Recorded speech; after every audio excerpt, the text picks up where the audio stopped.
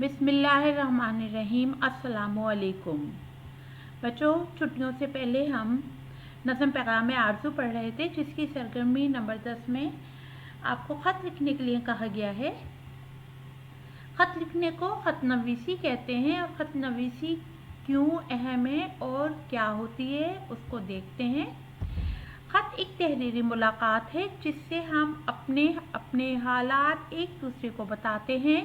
इस वजह से ख़त को आधी मुलाकात कहा जाता है। अगरचे हम एक दूसरे को देख नहीं पाते मगर अपने और दूसरे के हालात से आगाह हो जाते हैं। ख़त लिखने का तरीक़ा।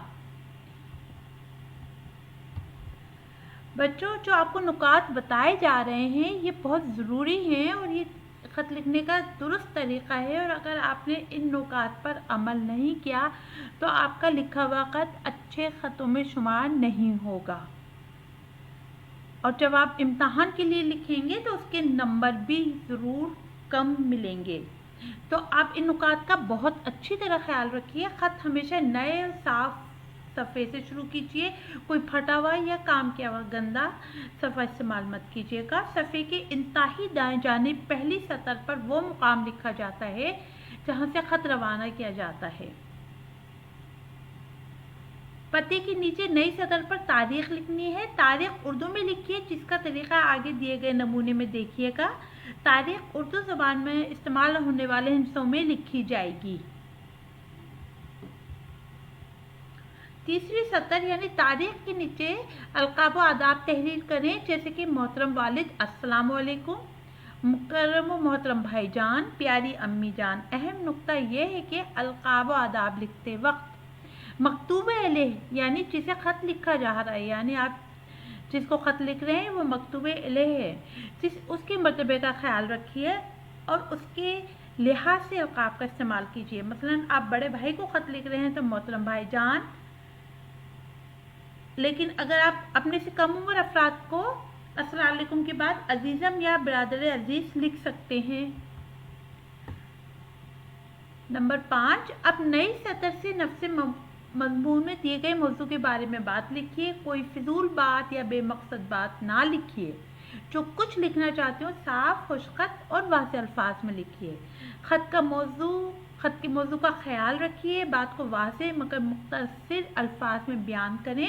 ये बात ज़हन नशीन रखिए कि ख़त बहुत ज़्यादा तवील नहीं होना चाहिए। इख्तिताम पर मौके की मुनासबत से आपका बेटा, आपका भाई या आपकी बेटी या बहन या आपका मुखलिस जैसे अल्फाज लिखिए। उसके नीचे अपना नाम लिखना होता है, यानी जो ख़त लिख रहा है उसका नाम। ये आपके सामने एक नमूना है, खाका है। देखिए पता के नीचे उर्दू में तारीख के नीचे अलकाब, और उसके बाद 4 लाइनें दी गई हैं, फिर आपका वालिद, फिर वालिद का नाम। सरगर्मी नंबर 10, सफ़ा नंबर 32। नज़म में दिए गए पैगाम को वालिद की जानिब से बेटे को ख़त की सूरत में लिखिए। यानी एक वालिद साहब अपने बेटे को ये बता रहे हैं कि नज़म पैगाम आरज़ू में क्या पैगाम दिया गया है, ये ख़त की सूरत में आपने लिखना है, कॉपी में साफ़ सुथरा दिए गए नुकात के मुताबिक। एक मैंने आपके लिए नमूने के तौर पे ख़त यहाँ पेश किया है, इसे पढ़िए और इसकी देखिए किस तरह इसकी चीज़ें उसी तरह लिखी हुई है। हर चीज़ आप भी कोशिश कीजिए कि आपका ख़त इसी तरह हो। अगली क्लास तक के लिए बच्चों, अल्लाह हाफिज़।